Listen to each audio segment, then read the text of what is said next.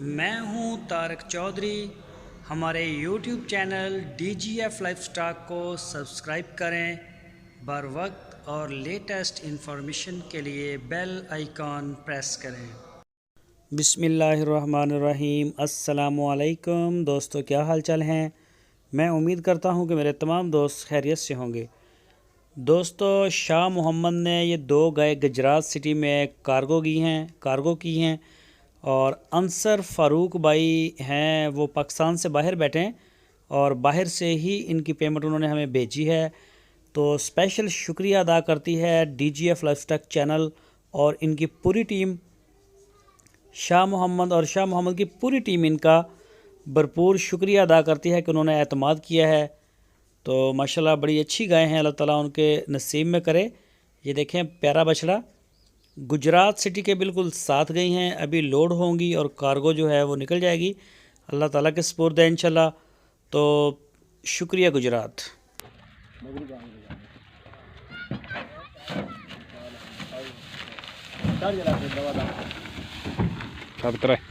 चल शाबाश शाबाश, चल पुत्र, रब रखा करमा, इधर रब रखा।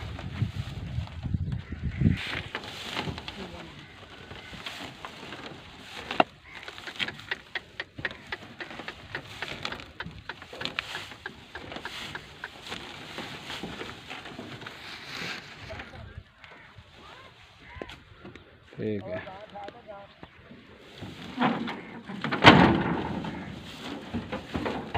वही दे जंगला को नहीं। चलो हाँ जी भाई, लाओ गुजरात लाओ। हाँ माँ, हाँ बोलना साथ एक लाओ ला नहीं है तो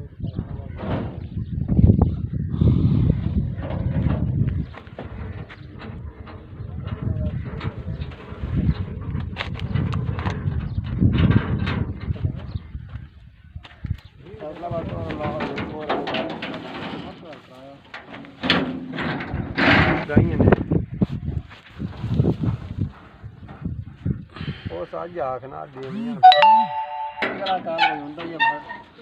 नंबर दसे 0337 हाँ जी 0337 अपना ही दसे नंबर 0301 ठीक है। 99 जो मेरे बंदे आया हुआ जी अगे जी अभी आया। चलो मैं पक्का कर देंगे। अच्छा ਤੁਹਾਡਾ ਨਾਂ ਕੀ ਹੈ? शाह मोहम्मद के 2 डंगर लाई जा भाई जान।